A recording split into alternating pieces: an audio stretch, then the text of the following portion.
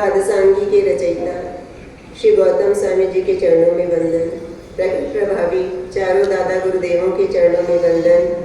परम पूज्य सभी आचार्य भगवंतों के चरणों में वंदन।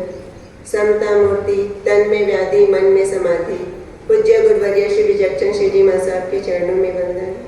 परम पूज्य परम श्रद्धेय मम जीवन सर्वस्व पूज्य श्री के परम पुनीत पावन श्री चरणों में अनंत अनंत आत्मभावेन वंदन। पाठ पर विराजित साध्वी जी महाराज, उपस्थित धर्म प्रेमी बंधुओं, माताओं एवं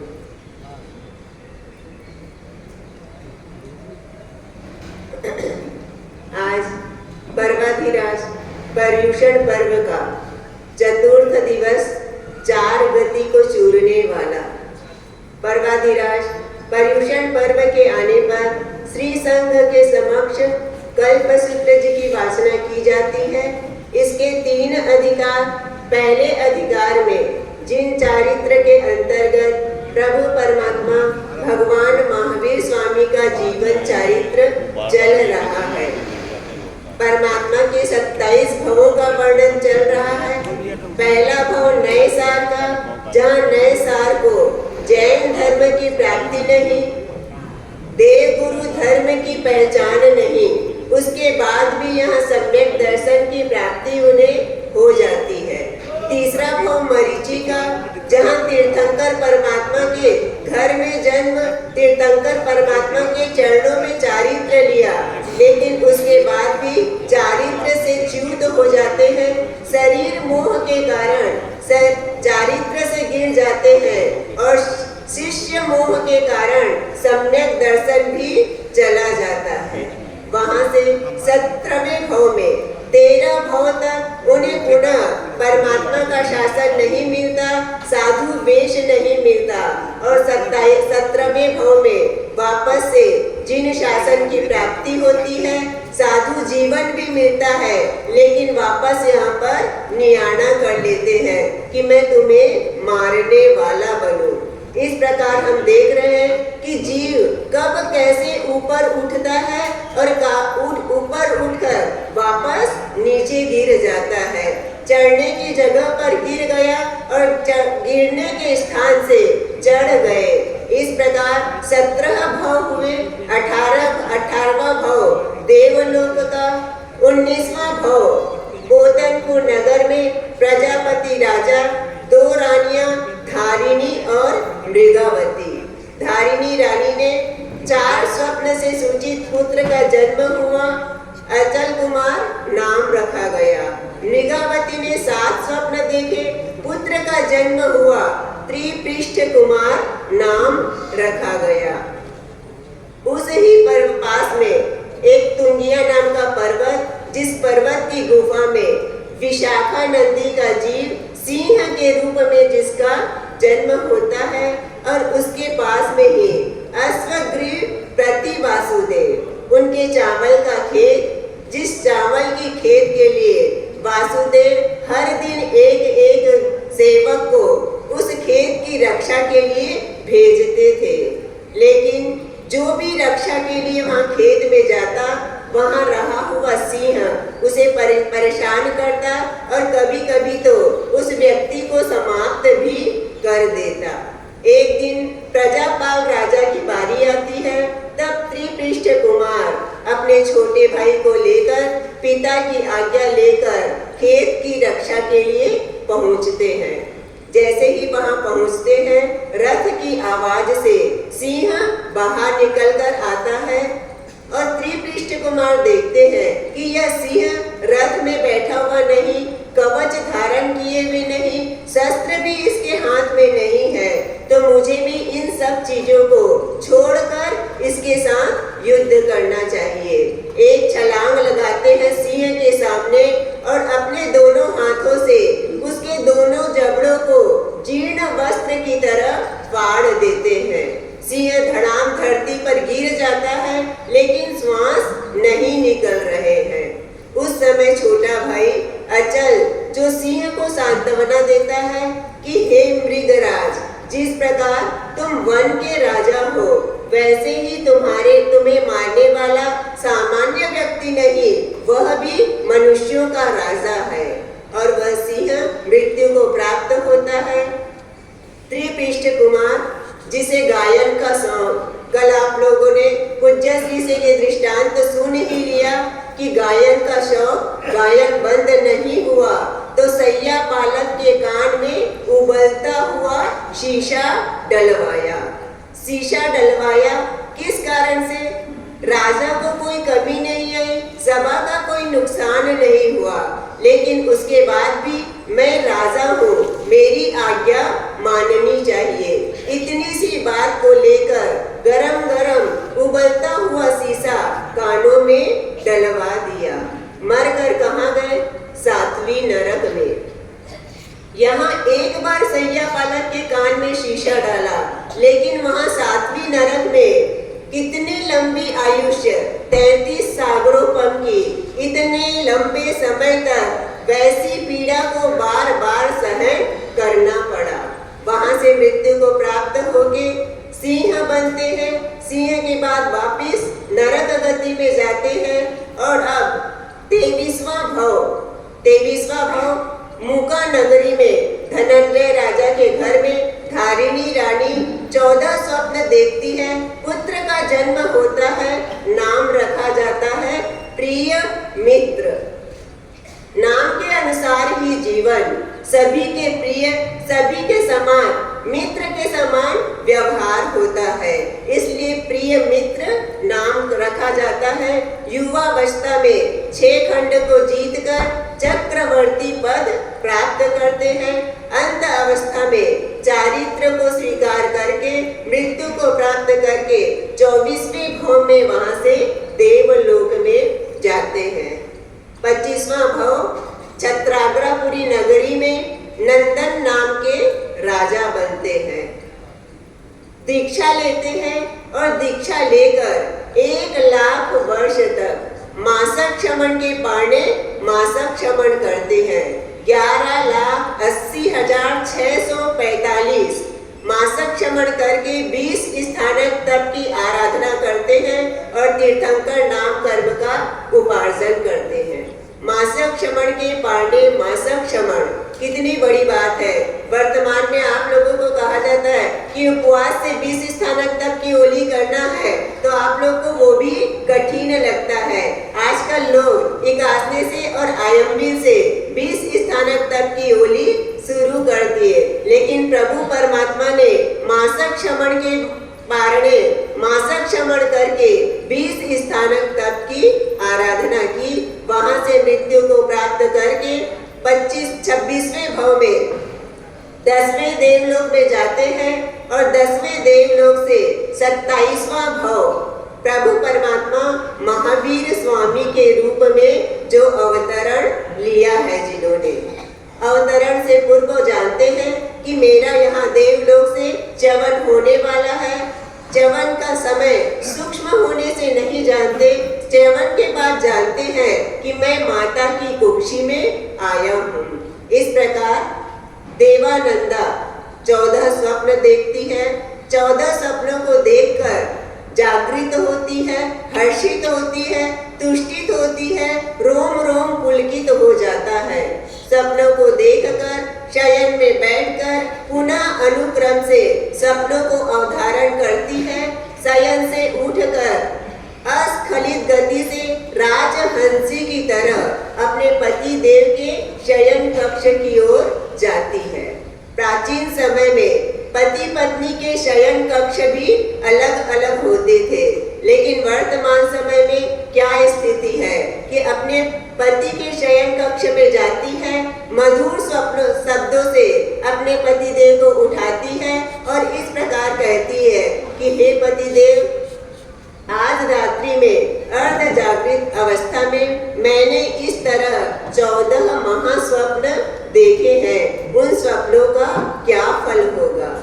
ऋषभ दत्त स्वप्नों को सुनकर हर्षित होते हैं, तुष्टित होते हैं, आनंदित होते हैं और क्रम से स्वप्नों का फल विचार कर कहते हैं कि हे देवानुप्रिय, तुमने अत्यंत मंगलकारी, दीर्घायु करता, आरोग्य और तुष्टि करता महास्वप्न देखे हैं। इन स्वप्नों के फल स्वरूप हमें अर्थ लाभ, भोग लाभ, पुत्र लाभ और सुख लाभ की प्राप्ति होगी। 9 माह 7.5 दिन पूर्ण होने पर संपूर्ण पंचेंद्रीय शरीर वाला, सुकोमल हाथ पैर वाला, ऐसा सुंदर लक्षण से युक्त पुत्र की प्राप्ति होगी। जब वह बालक बाल्य अवस्था को प्राप्त करेगा तो देखने मात्र से कलाओं का ज्ञान कर लेगा। युवावस्था प्राप्त होने पर वेद और वेदांगों का ज्ञाता होगा। इस प्रकार ऋषभ दत्त सपनों का फल बताते हैं और देवानंदा सपनों को सुनकर अत्यंत हर्षित होती है। दोनों हाथ जोड़कर कहती है कि हे पतिदेव, आपने जो फरमाया वही सत्य है, वही यथार्थ है। इस प्रकार देवानंदा अपने समय को लीला लहर करते हुए समय व्यतीत करती है। यहाँ पर पहली वाचना संपूर्ण होती है और अब भद्रबाहु स्वामी दूसरी वाचना प्रारंभ कर रहे हैं। दूसरी वाचना जिसमें भद्रबाहु स्वामी प्रभु परमात्मा का संक्रमण, गर्भ का संक्रमण, उसका वर्णन करते हैं। उसमें सबसे पहले देव इंद्र, उनका वर्णन आता है कि शक्रेंद्र पहले देवलोक के अधिपति, जिनके अनेक नाम यहाँ बताए गए हैं, उनको शक्रेंद्र कहा जाता है क्योंकि शक्र नाम, शक्रेंद्र शक्र से प्रभु परमात्मा की शक्र स्तव से स्तुति करते हैं, इसलिए उन्हें शक्रेंद्र कहा जाता है। एक नाम उनका वज्र पाणी, क्योंकि वज्र नाम का शस्त्र उनके हाथ में होता है, इसलिए वज्रपाणी कहा जाता है। तीसरा नाम पुरंदर, क्योंकि शत्रुओं का नाश करते हैं, इसलिए उनका नाम पुरंदर भी कहा गया है। उनका एक नाम देवराय, देवराय देनों में परम समृद्धि वाले होने के कारण उनको देवराज भी कहा जाता है। उनके 500 मंत्री, 500 मंत्रियों की 1000 आंखें होने से उन्हें सहस्त्राक्ष भी कहा जाता है। इसी प्रकार उनके मघवा नाम के एक सेवक, और इसलिए उनका नाम मघवा भी पड़ा। इसी प्रकार एक दैत्य को साधने के कारण उनका नाम पाक शासन पड़ा और उनका एक नाम शतकेतु। शतकेतु नाम क्यों पड़ा तो यहाँ बताया जा रहा है कि हस्तिशीर्ष नगर, जिसमें कार्तिक नाम का एक सेठ रहता है जो वो देव गुरु धर्म को मानने वाला है, और उस ही नगर में गैरिक नाम का एक तापस आता है जो मासक श्रवण की तपस्या कर रहा है। उसकी तपस्या सुनकर गांव के सभी लोग उसकी साता पूछने आते हैं, सेवा करने आते हैं। सारे गांव के लोग आते हैं लेकिन कार्तिक सेठ नहीं आते। सभी आए लेकिन मात्र एक सेठ नहीं आया। इस बात का उसे दुख, सेठ से नाराज हो जाते हैं, और जब राजा साहब पानी के लिए निमंत्रण देते हैं तो उस समय वह तापस कहता है कि यदि कार्तिक सेठ अपने पीठ पर थाली रख कर मुझे पारना कराए तो मैं पारना करूं, अन्यथा मुझे पारना नहीं करना है। राजा के कहने पर सेठ स्वीकार करते हैं, अपनी पीठ पर थाली रखकर तापस को पारना कराते हैं। उस समय वह तापस अपने नाक पर अंगुली रखकर कहता है कि मेरी शाता पूछने नहीं आए, अब यह अपमान सहन करो। उस समय वह कार्तिक से विचार करता है कि कितना अच्छा होता यदि मैं पहले ही दीक्षा ले लेता। यदि पहले दीक्षा ले लेता तो इस मिथ्यात्व से अपमानित नहीं होना पड़ता। वहां से जाकर तुरंत ही मुनि सुब्रत स्वामी के पास 1000 पुरुषों के साथ जो दीक्षा ले लेते हैं और 100 अभिग्रह का पालन करते हैं। 100 अभिग्रह पालन करने के कारण यहाँ इंद्र महाराज का नाम शक्रकेतु रखा गया। वहां से मृत्यु को प्राप्त करके सौधर्म देवलोक में इंद्र बनते हैं। वह तापस भी वहां से मृत्यु को प्राप्त करके सौधर्म देवलोक में का एरावण हाथी बनता है। अपने ज्ञान से सौधर्मेंद्र को देखता है कि पूर्व भाव में ये सेठ थे, तो हाथी भागने लगता है, लेकिन इंद्र महाराज उसे पकड़ लेते हैं और उसे समझाते हैं कि इस तरह भागने से क्या होगा, जो कर्म किया है उसे तो भोगना ही पड़ता है। यहाँ पर कुछ समय का अपमान, एक बार उनकी पीठ में थाली रखकर भोजन किया, इतने से समय का अपमान, लेकिन देवलोक में जाकर कितने लंबे समय तक उसका भुगतान करना पड़ा। एरावण हाथी बनकर उनका वाहन बनना पड़ा। तो इस प्रकार शक्रेंद्र, जिनका नाम शतकेतु भी पड़ा। तो इस प्रकार सौधर्म इंद्र अपनी सभा में अपने सिंहासन पर बैठे हुए एक बार अपने ज्ञान से इस ही जम्बू द्वीप को देखते हैं कि प्रभु परमात्मा देवानंदा की कुक्षी में अवतीर्ण हुए हैं। देखकर हर्षित होते हैं, तुष्टित होते हैं, भीतर में मानस में प्रीति और भक्ति जागृत होती है और सिंहासन से उठकर 7-8 पग सामने जाते हैं, बाया घोड़ा ऊपर करके शक्र स्तव यानी नमोत्थुनम के पाठ से प्रभु परमात्मा की स्तुति करते हैं। किस प्रकार स्तुति करते हैं? नमोत्थुनम अरिहंताणम भगवंताणम, नमस्कार हो अरिहंत परमात्मा को। अरिहंत यानी कौन? जो राग द्वेष रूपी शत्रु को नाश करते हैं वो अरिहंत कहलाते हैं।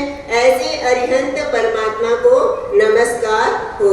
आइगरणम तीर्थयारणम सयंसम बुद्धाणम, जो धर्म की आदि करने वाले हैं, साधु साध्वी श्रावक श्राविका रूप चतुर्विध संघ को स्थापित करने वाले हैं, जो स्वयं संबुद्ध हैं, जिनके दूसरे कोई गुरु नहीं, स्वयं ही स्वयं के गुरु होते हैं। पुरुष उत्तमानम, जो पुरुषों में उत्तम है, पुरुषों में सिंह के समान है, पुरुषों में श्रेष्ठ पुंडरीक कमल के समान है। जो पुंडरीक कमल होता है वह पानी में पैदा होता है, कीचड़ में ही बढ़ता है, लेकिन उसके बाद भी दोनों से निर्लिप्त होता है। वैसे ही प्रभु परमात्मा इसी संसार में जिनका जन्म होता है, भोगों के बीच ही बढ़ते हैं, लेकिन उसके बाद भी दोनों से निर्लिप्त रहते हैं। तो इस प्रकार प्रभु परमात्मा कैसे हैं? श्रेष्ठ पुंडरी कमल के समान है। फिर पुरीसवर पुंडरीयाणम पुरीसवर गंध हत्थीनम, जो श्रेष्ठ गंध हाथी के समान है। जहाँ पर गंध हस्ती विचरण करते हैं वहाँ पर अन्य हाथी ठहरते नहीं, वहाँ से भाग जाते हैं। वैसे ही जहाँ प्रभु परमात्मा विचरण करते हैं वहाँ पर इति भीति महामारी आदि ठहरती नहीं, वहाँ से समाप्त हो जाती है। इसलिए प्रभु परमात्मा को गंध हत्थीनम कहा जाता है। लोकोत्तमानम, जो लोक में उत्तम है, लोक के नाथ है, लोक का हित करने वाले हैं, लोक में दीपक के समान है, लोक में उद्योत करने वाले हैं, अभय को देने वाले हैं, ज्ञान रूपी चक्षु को देने वाले हैं, मार्ग दिखाने वाले हैं, शरण को देने वाले हैं, जीवों पर दया करने वाले हैं, बोधि का लाभ देने वाले हैं, धर्म देने वाले, धर्म के नायक, धर्म की देशना देने वाले और धर्म सारहीणम, धर्म के सारथी होते हैं। जो सारथी होता है, जंगल में घोड़े जब मार्ग भूल जाते हैं तो उन घोड़ों को सारथी सही मार्ग पर लाता है। तो ऐसे ही प्रभु परमात्मा जो धर्म से च्युत हो जाते हैं, उन्हें परमात्मा देशना के माध्यम से धर्म से पुनः जोड़ देते हैं। यहाँ मेघ कुमार का दृष्टांत आता है कि राजगृह नगरी में धारिणी रानी पुत्र का जन्म होता है, मेघ कुमार नाम रखा जाता है। मेघ कुमार जब युवावस्था को प्राप्त होते हैं तो विवाह होता है, 8 कन्याओं के साथ विवाह होता है। दहेज में 8 महल, 8 करोड़ रत्न, 8 करोड़ सोने और चांदी, इसी प्रकार बहुत सारा धन प्राप्त होता है, रिद्धि को भोगते हुए समय व्यतीत होता है। एक बार प्रभु परमात्मा विचरण करते हुए राजगृही नगरी में पधारते हैं। मेघ कुमार देशना श्रवण करने जाते हैं। देशना को सुनकर वैराग्य वासित होते हैं और उस ही दिन दीक्षा ले लेते हैं। मेघ कुमार दीक्षा लेते हैं। सबसे छोटे, रात्रि में सबसे छोटे होने के कारण सबसे आखिरी में उनका संथारा लगता है। और जब सबसे आखिरी में संथारा लगा तो सारे मुनि किसी न किसी काम से उनका आना जाना होता है। कोई पाठ लेने जाता है, कोई मात्रा के लिए जाता है, कोई और किसी काम से जाता है। तो जब बार बार मुनियों का आना जाना होता है तो उनके पैर की धूल उनके पथारी में गिरती है। किसी के पैर से ठोकर लग जाती है, किसी के टल्ला लग जाता है। तो इस प्रकार वो मेघ कुमार जो राजकुमार थे और इस पीड़ा को सहन नहीं कर पाते। रात्रि में नींद नहीं आती और नींद नहीं आने से बेचैनी होती है। सारी रात इसी तरह व्यतीत होती है। तो विचार करते हैं, आज तो पहली रात्रि है, उसमें ऐसी बेचैनी तो पूरी जिंदगी कैसे व्यतीत होगी। अभी भी कुछ नहीं बिगड़ा, मेरा महल, मेरे माता पिता, मेरी रानियां अभी उपस्थित है। मैं तो प्रातः काल होते ही वापस परमात्मा की आज्ञा लेकर अपने घर चला जाऊंगा। इस प्रकार विचार करके जैसे ही प्रातः काल होता है प्रभु परमात्मा के चरणों में पहुंच जाते हैं।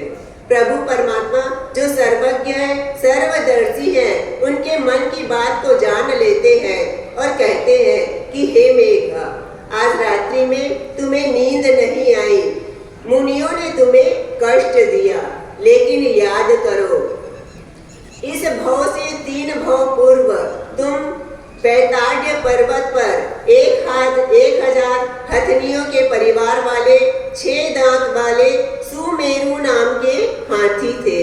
दावानल लगने पर तुम कीचड़ में फंस गए। शत्रु हाथी ने दांतों से तुम पर प्रहार किया।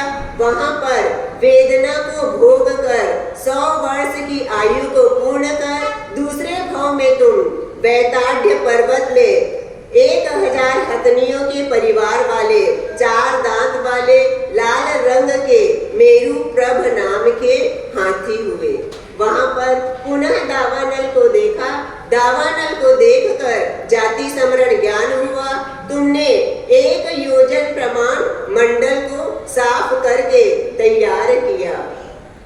ग्रीष्म ऋतु में जब पुनः दावानल लगा और तुम उस स्थान पर पहुंचे, लेकिन वो स्थान पहले से ही सारे जीव जंतुओं से भर गया था। स्थान स्वयं ने तैयार किया, 1 योजन प्रमाण तैयार किया, लेकिन दूसरे सारे जीव आकर पहले ही वहां बैठ गए। उस समय तुमने ये विचार नहीं किया कि इतना बड़ा स्थान मैंने अपने लिए तैयार किया तो दूसरे जीवों को यहाँ नहीं आना चाहिए। मात्र अपना सुख नहीं, सभी को सुख मिलना चाहिए। यदि आप लोग के घर के बरामदे में कोई भिखारी भी आकर बैठ जाता है तो आप उसको भगा देते हैं, लेकिन यहाँ उस हाथी ने ये विचार नहीं किया कि ये मेरा स्थान है, यहाँ दूसरे जीवों को नहीं आना चाहिए या मुझे पूरा विश्राम मिलना चाहिए। एक कोने में थोड़ा सा स्थान खड़े रहने का उसे मिलता है, वहीं जाकर वह खड़ा हो जाता है। खड़ा होता है और अचानक कान में खुजाल चलती है। खुजलाने के लिए एक पैर को ऊंचा करता है, खुजलाता है और वापस पैर नीचे रखने के लिए नीचे दृष्टि करता है। तिर्यंच के भाव में है, हाथी है, उसके बाद भी नीचे दृष्टि पड़ी लेहन, कोई जीव तो नहीं है। हम अपने विषय में सोचे, क्या हम चलते हैं, उठते हैं, बैठते हैं तो नीचे दृष्टि हमारी रहती है क्या कि कोई जीव तो नहीं मर रहा है। वह हाथी पैर रखने से पहले भी नीचे दृष्टि कर रहा है कि कोई जीव तो नहीं है, और कोई खरगोश आकर उस पैर की जगह पर बैठ जाता है। अब वो विचार करता है कि यदि मैं पैर नीचे रखता हूँ तो खरगोश मृत्यु हो जाएगी और पैर ऊंचा रखूंगा तो मुझे कष्ट होगा। अब क्या करना? स्वयं कष्ट सह लेना लेकिन दूसरे जीव को बचाना। स्वयं कष्ट सहकर दूसरों को सुख देना बहुत बड़ी बात है।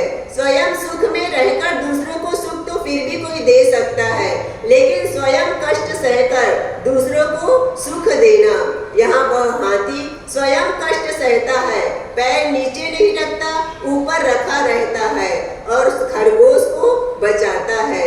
इस तरह 3 दिन व्यतीत हो जाता है। जब दावानल समाप्त होता है, सभी प्राणी अपने अपने स्थान पर चले जाते हैं और जब हाथी पैर नीचे रखने के लिए कोशिश करता है, लेकिन अकड़ जाने से पैर गिर जाते हैं और मृत्यु को प्राप्त करके तुम यहाँ पर मेघ कुमार के रूप में तुम्हारा जन्म हुआ है।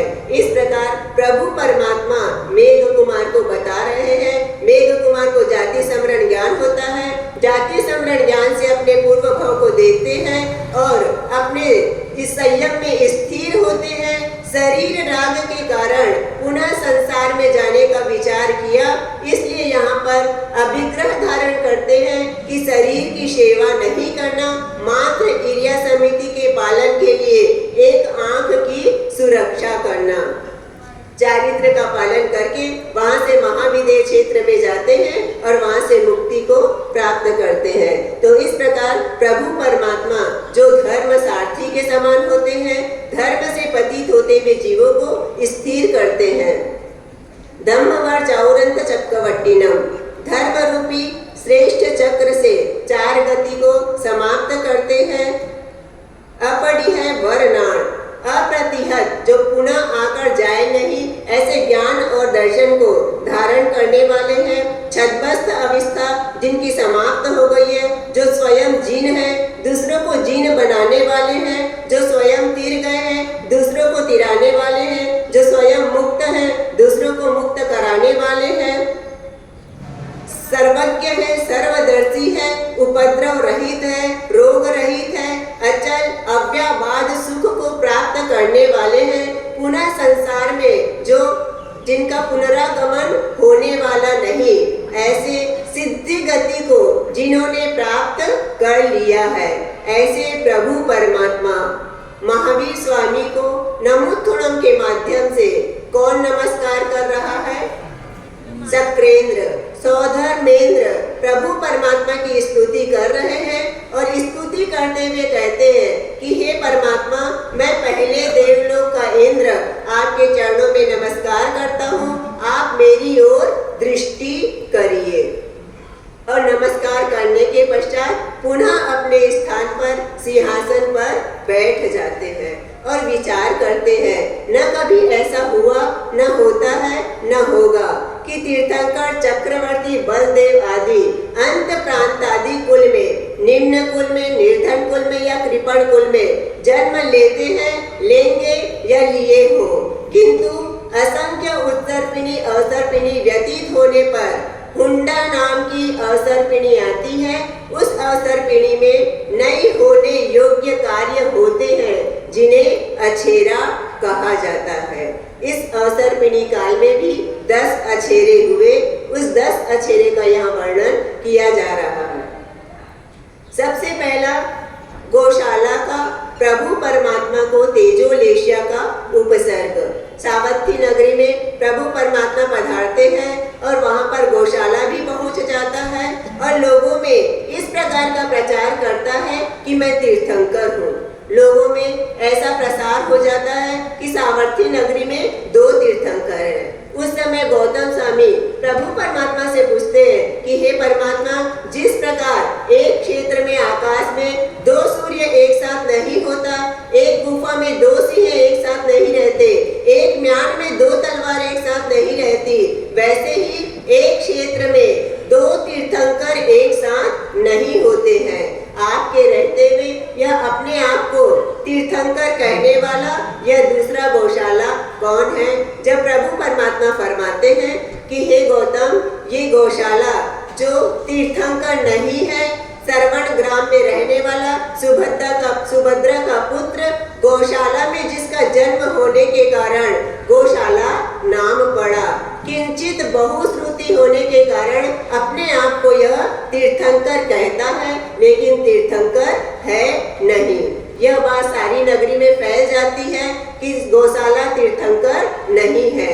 उस समय गौशाला क्रोधित होता है और आहार के लिए गए हुए आनंद साधु को कहता है कि तुम्हारे धर्माचार्य मेरे विरोध में प्रचार करते हैं, तुम जाकर उनको समझा दो, नहीं तो मैं अपने तेज तप के प्रभाव से तुम्हारे धर्माचार्य को समाप्त कर दूंगा।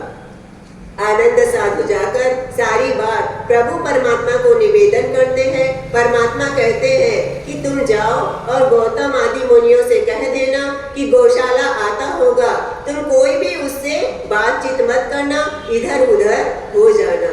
इतने में गौशाला वहां पहुंच जाता है और तुच्छता पूर्वक प्रभु परमात्मा से कहने लगता है कि हे काश्यप, तू क्या कहता है? तेरा शिष्य गौशाला वह तो कब से मर चुका है, उसका शरीर परिशह सहन करने में समर्थवान होने से मैं उसके शरीर में अधिष्ठायक के रूप में रह रहा हूँ। तब प्रभु परमात्मा फरमाते हैं कि ऐसा नहीं है।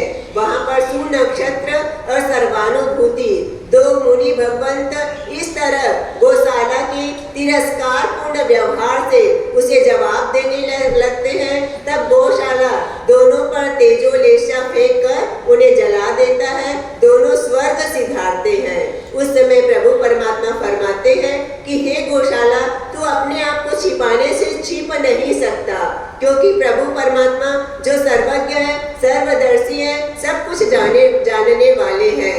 तब गौशाला नाराज होता है, क्रोधित होता है और प्रभु परमात्मा पर तेजोलेशा फेंकता है। वह तेजोलेशा प्रभु परमात्मा की 3 प्रदक्षिणा देकर गौशाला के शरीर में ही प्रवेश कर जाती है। 7 दिन महावेदना को भोग कर मृत्यु को प्राप्त होते हैं। इस प्रकार केवल ज्ञान के पश्चात तीर्थंकर को उपसर्ग नहीं आते, लेकिन प्रभु परमात्मा को उपसर्ग आया, यह पहला अछेरा है। दूसरा आश्चर्य प्रभु परमात्मा का देवानंदा की कुक्षी से त्रिशला माता की कुक्षी में संचरण हुआ। तीसरा आश्चर्य मल्लीनाथ प्रभु स्त्री तीर्थंकर हुए। कोई भी स्त्री तीर्थंकर आज तक नहीं हुई, लेकिन मल्लीनाथ भगवान स्त्री तीर्थंकर हुए। उसका दृष्टांत यहाँ बताया जा रहा है। वीतशोका नगर में महाबल नाम के राजा, जिनके 6 मित्र हैं, 6 मित्र दीक्षा लेते हैं और दीक्षा लेकर यह निर्णय करते हैं कि हम सभी को एक समान आराधना करनी है, एक समान तपस्या करनी है, और तपस्या करने लगते हैं। लेकिन एक दिन महाबल मुनि विचार करते हैं कि मुझे इन सब से कुछ अधिक फल प्राप्त होना चाहिए, इसलिए कभी कुछ बहाना बनाकर और कभी कुछ बहाना बनाकर स्वयं उपवास कर लेते हैं और अपने मित्रों को पारणा करा देते हैं। इस प्रकार छल कपट करके 20 स्थानक तप की आराधना करते हैं, तीर्थंकर नाम कर्म उपार्जन करते हैं। वहां से सभी मृत्यु को प्राप्त करके वैजयंत देवलोक में देव के रूप में, मित्र के रूप में सभी जन्म होता है। और वहां से महाबल राजा का जीव कुंभ राजा के प्रभावती रानी की कुक्षी में 14 स्वप्न से सूचित स्त्री का पुत्री का जन्म होता है। नाम मल्ली कुमारी रखा जाता है। युवावस्था को प्राप्त होने पर एक घटना घटती है कि पूर्व के 6 मित्र अलग अलग राजकुल में जिनका जन्म होता है और 6 राजकुमार एक साथ मल्ली कुमारी से विवाह करने आते हैं। उस समय मल्ली कुमारी स्वर्ण जटित रत्न पुतलिका से सभी को प्रतिबोध देती है और प्रतिबोध देने के बाद दीक्षा अंगीकार करती है, दीक्षा लेती है। उसी दिन केवल ज्ञान की प्राप्ति होती है।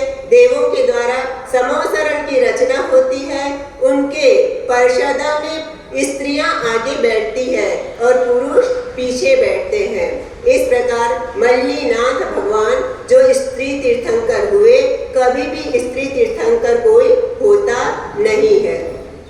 चौथा आश्चर्य प्रभु परमात्मा परमात्मा की प्रथम देशना निष्फल गई, क्योंकि किसी ने भी प्रतिबोध को प्राप्त नहीं किया। पांचवा अछेरा वासुदेव वासुदेव का मिलन।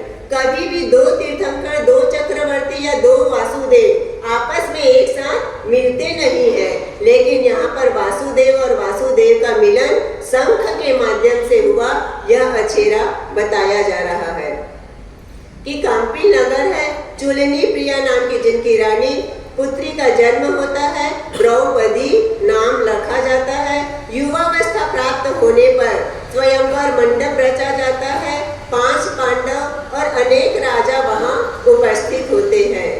द्रौपदी अर्जुन राधा वेद साधते हैं तो उनके गले में वरमाला डाल देती है, लेकिन पांचों ही पांडव के गले में वरमाला दिखाई देती है और उस समय देववाणी होती है, यद्यपि द्रौपदी के 5 पति होंगे, उसके बाद भी वह सती होगी।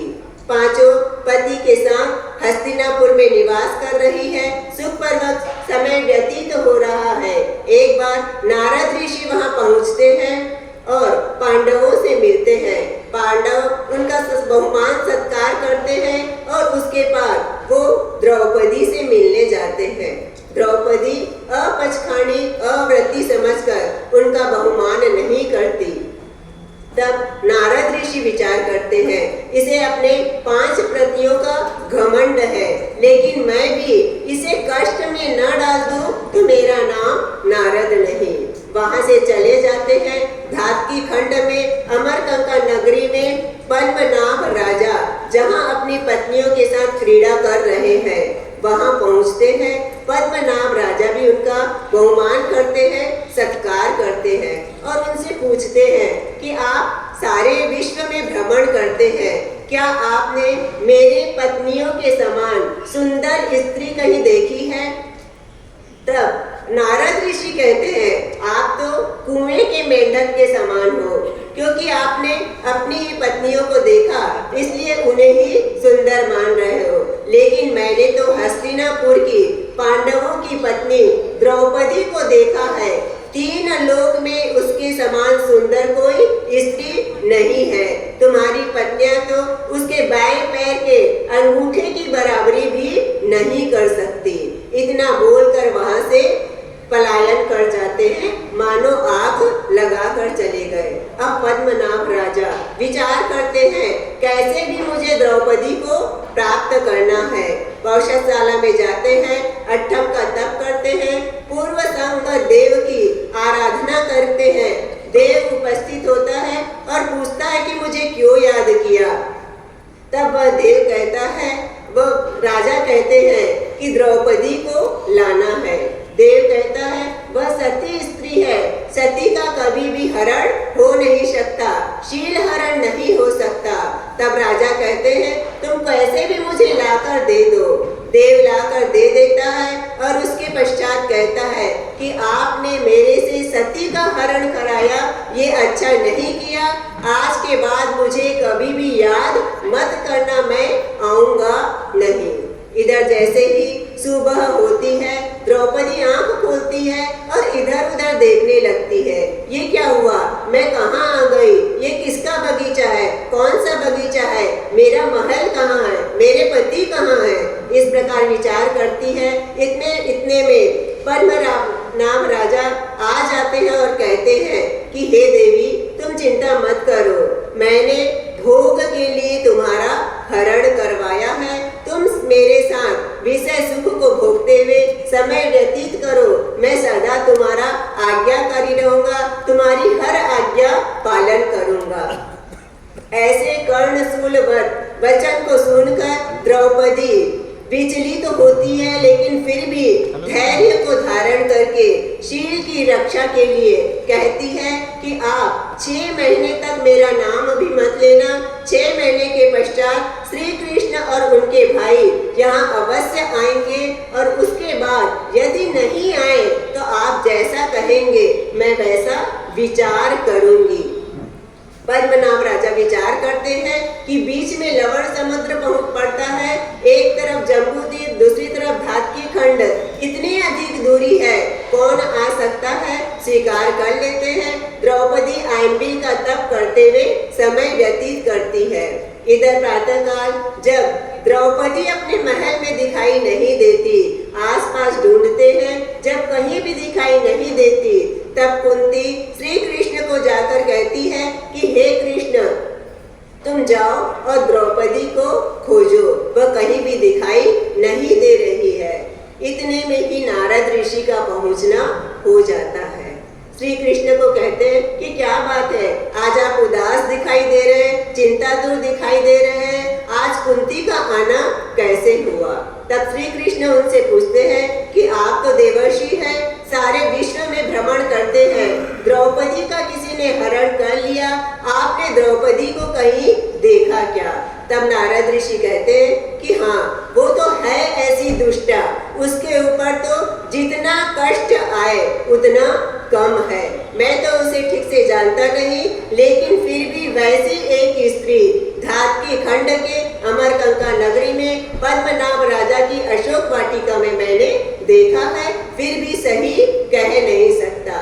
इतना करके वहां से चले जाते हैं मानो होली जला गए। श्री कृष्ण समझ जाते हैं कि सारी शरारत किसकी है, नारद ऋषि की है। अब युद्ध करने के लिए चल पड़ते हैं। पांचों पांडव और श्री कृष्ण लवण समुद्र के किनारे जाते हैं। वहां जाकर अधिष्ठायक देव की अट्ठम तप की आराधना करते हैं। देव प्रकट होकर कहता है कि मुझे क्यों याद किया। तब श्री कृष्ण कहते हैं कि हमें धात्की खंड के अमरकंका नगरी में जाना है, वहां जाने के लिए हमें मार्ग चाहिए। देव कहता है कि इंद्र की आज्ञा के बिना मैं तुम्हें मार्ग दे नहीं सकता। यदि आप कहें तो द्रौपदी को लाकर दे सकता हूँ, आप कहें तो राजा को पूरी नगरी के सहित समुद्र में डाल सकता हूँ। तब श्री कृष्ण कहते हैं कि नहीं, तुम यद्यपि साहसी हो, पराक्रमी हो, लेकिन फिर भी हमारे 6 रथ को जाने के लिए मार्ग देना होगा। तब वह देव 6 रथ को जाने का मार्ग देता है। सभी धात्की खंड में पहुंच जाते हैं। राजनीति के अनुसार एक दूत को भेजते हैं। दूत जाकर कहता है कि आपने द्रौपदी का हरण किया, ये अच्छा नहीं किया, लेकिन अब भी कुछ नहीं, द्रौपदी को मेरे साथ भेज दो।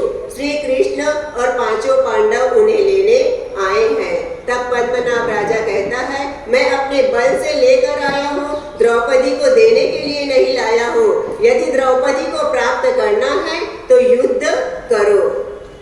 दोनों में युद्ध होता है।